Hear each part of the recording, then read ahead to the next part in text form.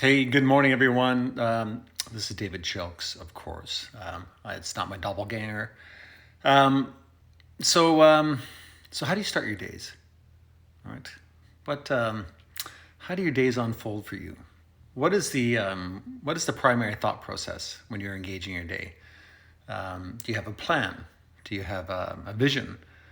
Um, there's a quote I heard this morning. I was listening to a podcast on the way to the gym, and it was a gentleman that actually used to do hostage negotiation. So, and now he works for corporations and private individuals. But that was his thing. He was a hostage negotiator for quite a few years, and now is in private practice. But he said something, of course, that is very true, and it's a very simple way to look at it.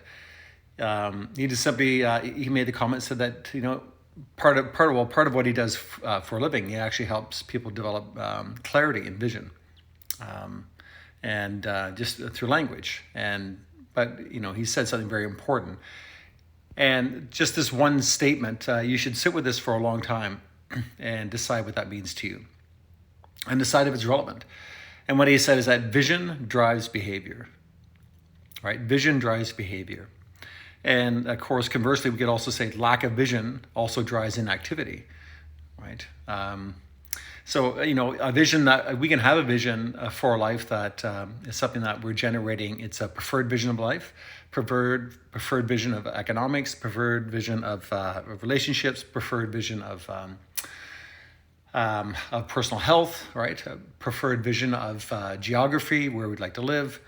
And if we have that vision, and the vision is very clear, and we invest time really articulating it, really invest time really expanding on that vision, then we'll find ourselves in a place that we'll find ourselves in a place of our choosing, physically, financially, let's say romantically, geographically. The likelihood is that we'll move forward closer to those end goals if the vision is there, because vision really does drive behavior.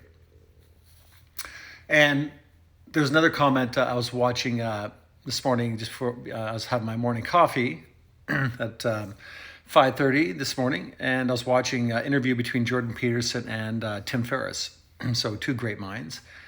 And the comment came up, it was really about saying that if you have a profound vision for your life, the suffering of life is bearable, right? The suffering of life will become bearable.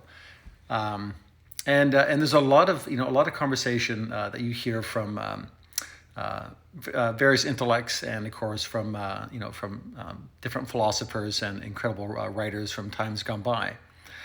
But they often talk about life is suffering. Buddha said that life is suffering.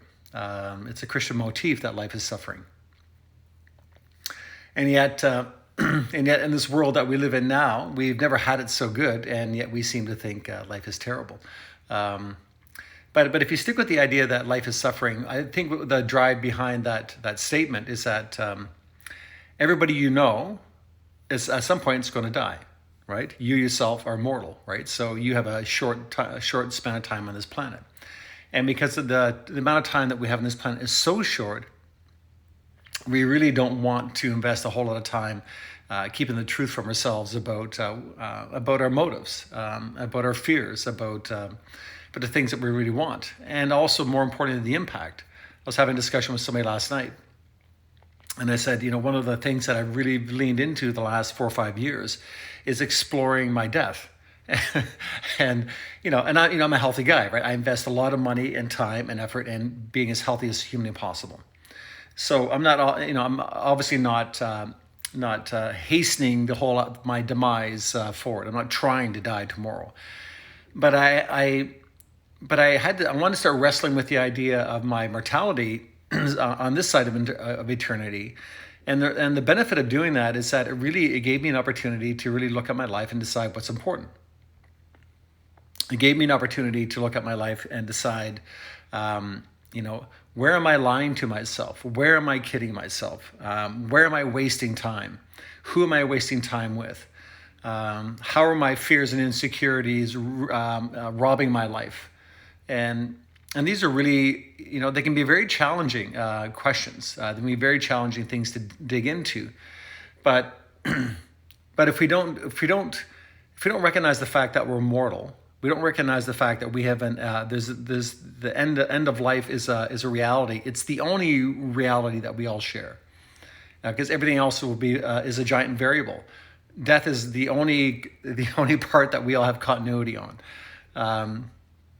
And it's and being able to recognize that. I think what prompted that whole idea was many years ago. I was listening to an audiobook from Dr. Wayne Dyer called "The Power of Intention," and probably one of the most powerful books I've listened to and studied. And I listened to it probably 100 times.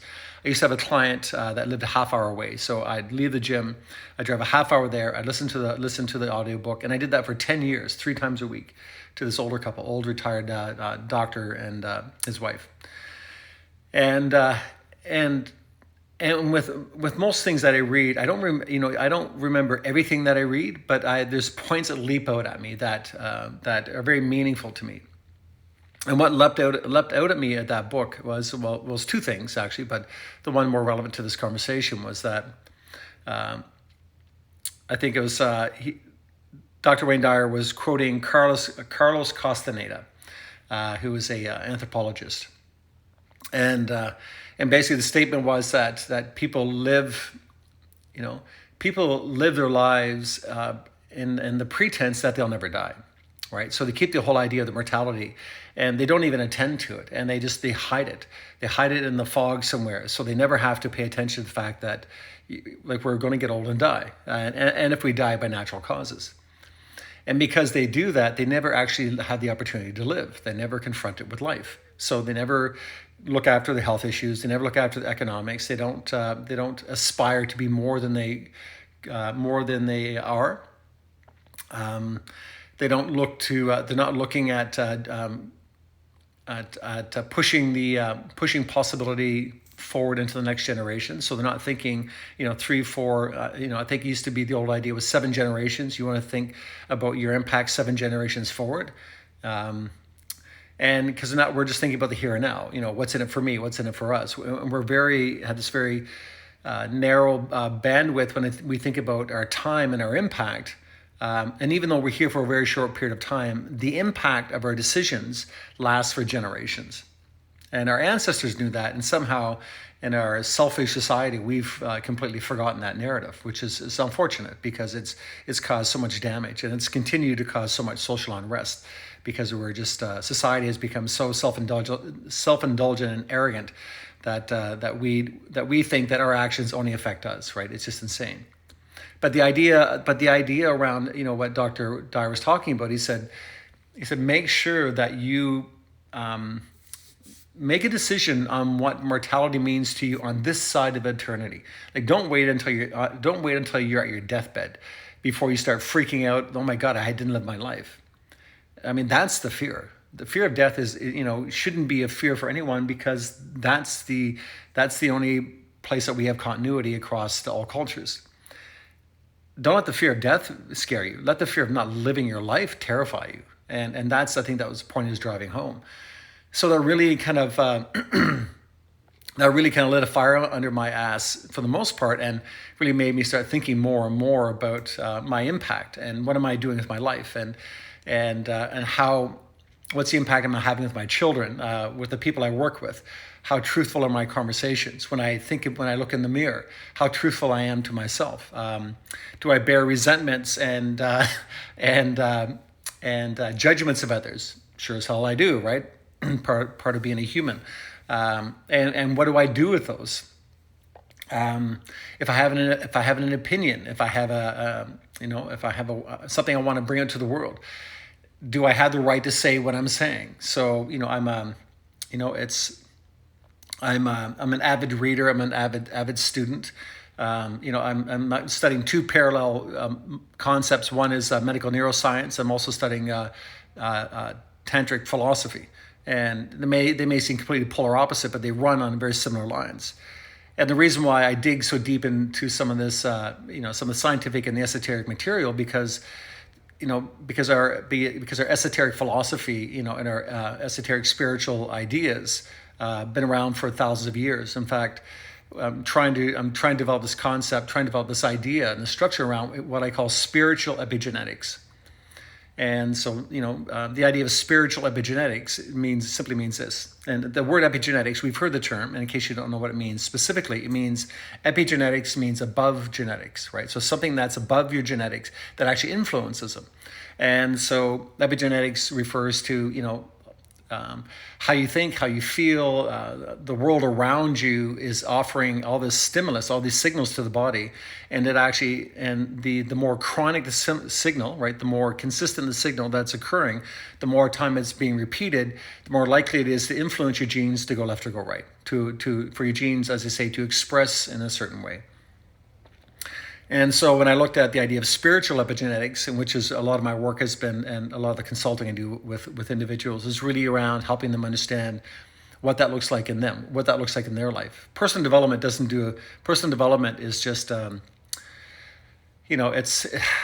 has the effect of, there's a drought there's a drought in the city, or there's a drought in in the farmlands, the agricultural lands. There's a drought, and personal development is like a mist.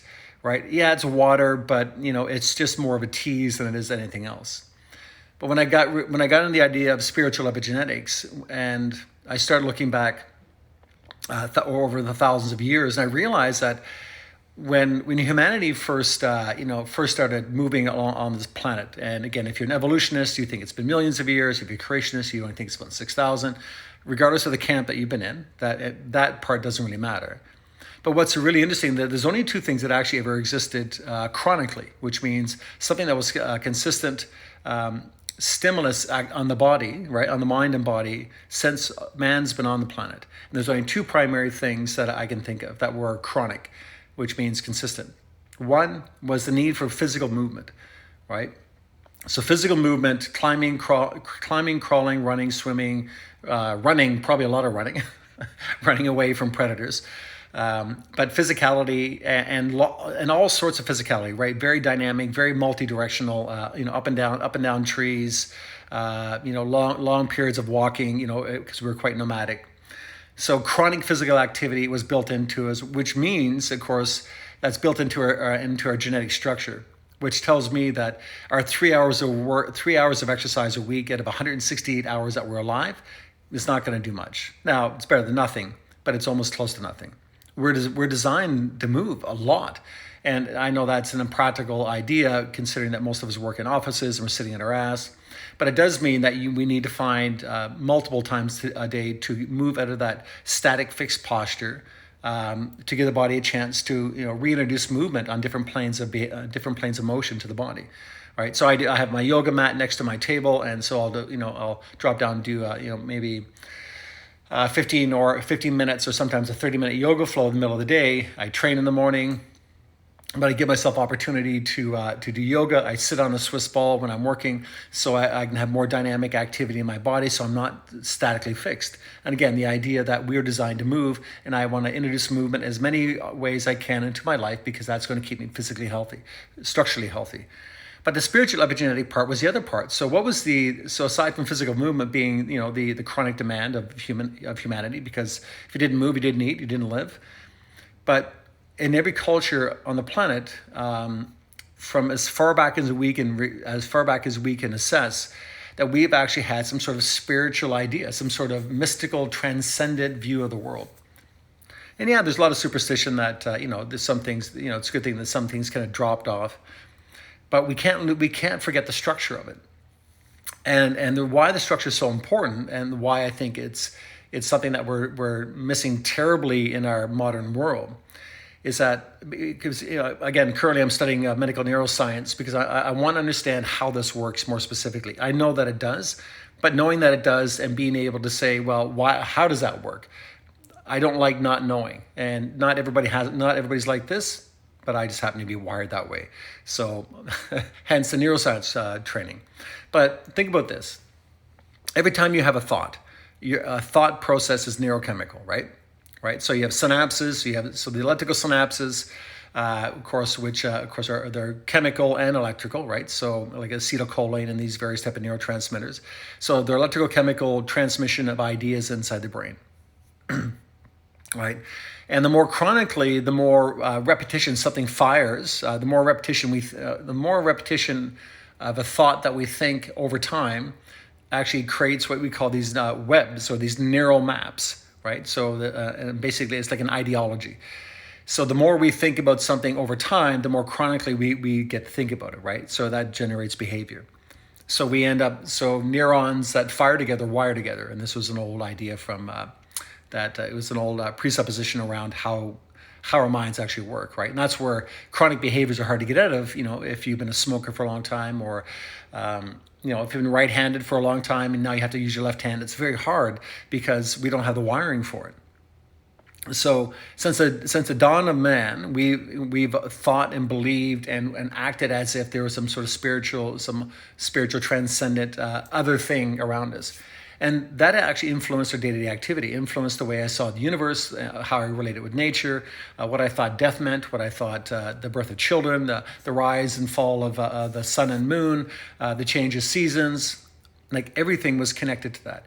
And so that was a chronic daily expression of belief, right? And why I call it chronic, because again, it was so consistent multiple times a day, every day for millennia.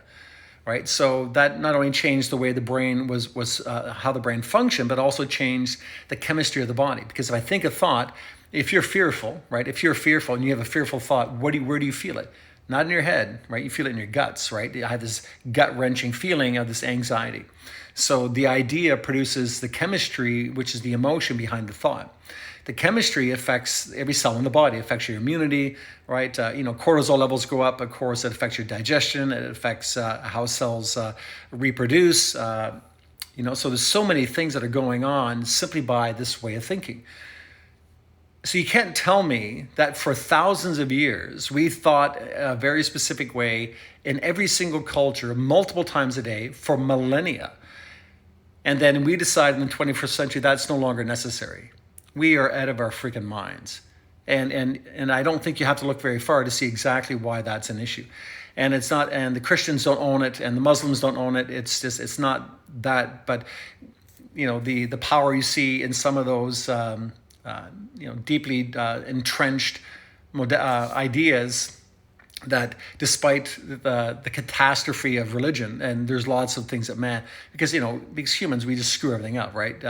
Especially when there's power involved, power corrupts, unfortunately. But the actual structure, right? The structure of religious faith, aside from some of the haywire doctrines, what have you, we don't have to get into that.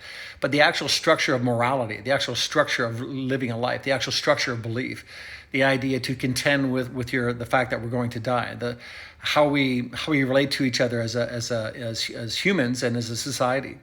There's some very old rules out there. And so in our modern society, we've completely eliminated the need to move, which is just insane, because we are designed to move. And if we don't move, we slowly die. And we also, we were designed to believe. We're designed to actually have a higher ideal, a transcendent idea that was very deeply rooted and actually permeated every waking moment of our life, every aspect of our life. What I ate for dinner, how I ate it. It just, we just lacked the appreciation of the depth and the power of real true faith and its ability to transform our life. And it's not about any particular religion. I'm putting anybody up on a pedestal. Because nobody's earned that right, obviously, because we can find corruption in every walk of life when it comes to the, let's say, the more spiritual part of it. But if we strip all that away and just say, listen, doesn't matter if I want to be a Catholic, doesn't matter if I want to be a Presbyterian, doesn't matter if I want to be a Muslim or a Buddhist or whatever it might be. I need to have a governing philosophy, and this is so far what I've been able to tease out for myself, and I'm trying to build my life forward. If I'm going to exist on this planet, there's some rules I need to live by. One, first and foremost, the things that I do must actually have an intrinsic benefit to this guy here, right? And this is about self-care, not about being selfish. It has to be good for me, because otherwise, what's the point, right? I'm going to be miserable and just to make Jill happy, right? I'm going to be miserable just to make Creston happy. So I'm going to sacrifice myself for Creston. You know, it doesn't have to be that way. But if I look after my own physical health, I look after my own emotional health, if I look after my spiritual health, if I make sure I do that, right? But with the ideal, so here's the caveat. When I focus on making that the reality for me, of course, it's a systemic process, which means that it has to spread out from there. So it's as good for me, then it's good for the people directly connected to me. It's good for my children. It's good for my daughters. It's good for my son. It's good for my grandchildren. It's good for my parents. It's good for my siblings. So everything I do for me is good for me, but the caveat is that it has to be good for the people around me. So it can't be self-serving, but it is for me first, right? And I had we need the ability to think outside of that. So if it's good for me, it's good for my family. Is it good for the community, right? Does that actually have a positive impact on the community? If it impacts the community, will it potentially have a positive impact on the world? Absolutely. If I can think that way, then I can get back to thinking about me, right? You see how interesting that is? Because you can go full circle all the way around. And as long as I just every now and again I look up and I have some checks and balances in my life to ensure, okay, am I just being an arrogant, selfish so-and-so and maybe I'm a bit resentful? I'm a human. I go there, right, at times. But those checks and balances, and I can draw myself back in. I can pull myself back into and give myself a reality check. Or I have good friends that are willing to do that for me. And we need people like that in our lives because sometimes we're quite often blind to our own motivation. But it's whatever you do inside life, it's just your life is important enough, and the lives of people connected to you are important enough for you to actually get into some really deeper introspection, to really start thinking about things. Think about your motivation. If you're struggling with your health, what are the stories inside your head? Who is being negatively affected by your lack of self-care? And the world, and there's no end to the rationalizations that we have. And I get it. Life can be tragic. You may not have the resources to do the things that I do that I've learned how to do over time. But I've been at this for 25 years, and I made my health a study. But I came from a lifestyle that was pretty freaking terrible. I was smoking tobacco at the age of 13. I think I started smoking drugs at the age of 14. I did a lot of really dangerous things with my health for an awfully long period of time. So it doesn't matter where you're coming from. You had the possibility. I mean, I lived on welfare while I was trying to get my life in order. So, there's no lottery ticket to this path. It's just you have to want it bad enough. But if you keep yourself wide awake enough, and you without being tyrannical to yourself, without holding yourself under just an incredible judgment, but you're aware of the things that you're doing wrong, and you're aware of the negative impact it'll have on the people you care the most, not even for yourself, but for the people that are connected to you, then that kind of negative motivation should wake you up to your own failings, wake you up to your own insecurities and fears, which is actually not a bad thing. You don't want to stay there forever, but at least you put your own feet to the fire before your end of time shows up. And being a little bit afraid and being a little bit ashamed is fine. I mean, that's good. We should be. If we know that we're doing things, if we're willfully blind, then there should be a little bit of embarrassment and shame around it, because what the hell are we doing? Right? Life is so short. There's people counting on us to show up more powerfully so we can prove to them that it's possible. And by our example of going through the terrible things we have to go through and rising above the challenge and becoming massive contributors to society, we have the ability to show people it's possible. Right? And if you want to be a real contribution, contribute to yourself. Become bigger than what you are. Become better than what you are. And not in a grandiose sort of way, but just live up to your potential. And by doing that, you automatically become the very beautiful but quiet example of what's possible to the world around you. Right? Life is way too short, and what we've been living in this last year or so, the hens come back to roost, meaning that 2020 was a huge awakening of what you call karmic debt. Because if you've been playing with your health carelessly for many years, and you were afraid in the year 2020 and in 2021, if you're afraid, it made you afraid, then good. It should have. Because if you're being careless with your health, you should be afraid because you could die. So stop, so that should tell us stop doing asinine things with your health and seek out help and dig into it and bear the burden of responsibility for setting it straight, And that's my only criticism in this world now is that everybody's just freaking about this vaccine. I'm not interested in the vaccine. Don't talk to me about medical interventions if you're not willing to talk to me about health strategies, right? And that's what I don't see happening, and that's my only frustration. Vaccine, fill your boots if that's what you feel is necessary. But don't talk to me about drugs if you're not willing to talk to me about health. It's just another, it's a smoke and mirrors, it's a sleight of hand, it's a cop-out. And I find that very, very frustrating because, we've known all through 2020 that things like vitamin D, that sleep patterns, that stress reduction, that zinc, many things that can really work on supporting immunity. And that's not even a conversation. And people are banging the drums about vaccines and nobody's saying anything about what it really requires to be a human who doesn't get sick and die from a fart in the wind, right? Right? And so it should have woken us up to that. If it hasn't, then it should. And we should be profoundly responsible for our own personal health and take strides to make sure that does not, I have zero fear of COVID, zero, right? The only thing I actually had fear around was actually any sort of mental health disorders because I rely on my capacity to think and think and study and imagine, cancer, MS, COVID, I have zero fear around them at all. And even if something came along, I'd still have confidence that my body was strong enough, or I'd know what to do, or I would struggle through something, but I would come out on the other side victorious. You can't put a dollar figure on that kind of sense of security with your health. And the last one was around financial health. If you're spending every freaking nickel that you've got on things that are completely useless, if you can't put money into an RSP and save money for a rainy day, but you can afford cable and Netflix and your tobacco and shopping and Amazon Prime, and you can afford all these silly things, you can afford Starbucks, then what are you thinking? You should have at least 6 months worth of savings in the bank anyhow, at the least, so you could survive something like this. Because again, this happened now. 2008 was a big hit. 2020 was a big hit. Sure as hell it's going to happen again. So let the year 2020 give you 2020. We have access to so much great information.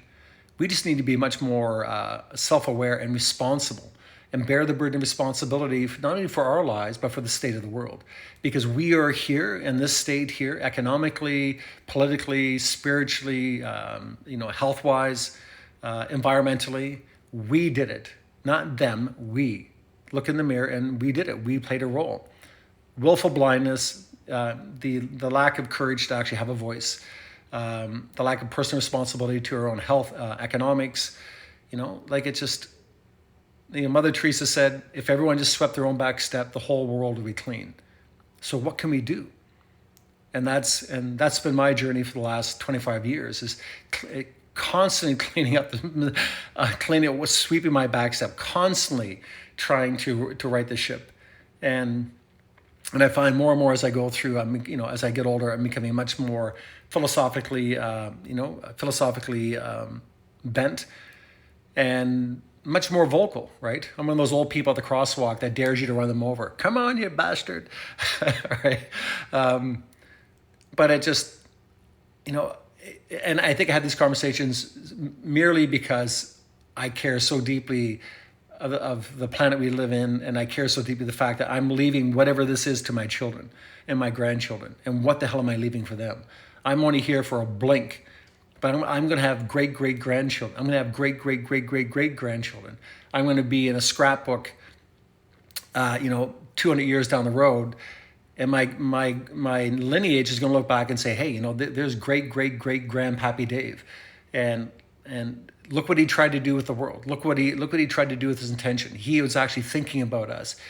He cared so much about his family that he actually, took a large piece of his life and really worked at trying to make sure that we could have a good life today. And we used to think like that hundreds of years ago. We don't think like that anymore, and that's a shame. That's really a shame. Anyhow, that's my philosophical diatribe for this morning. I hope it had some value.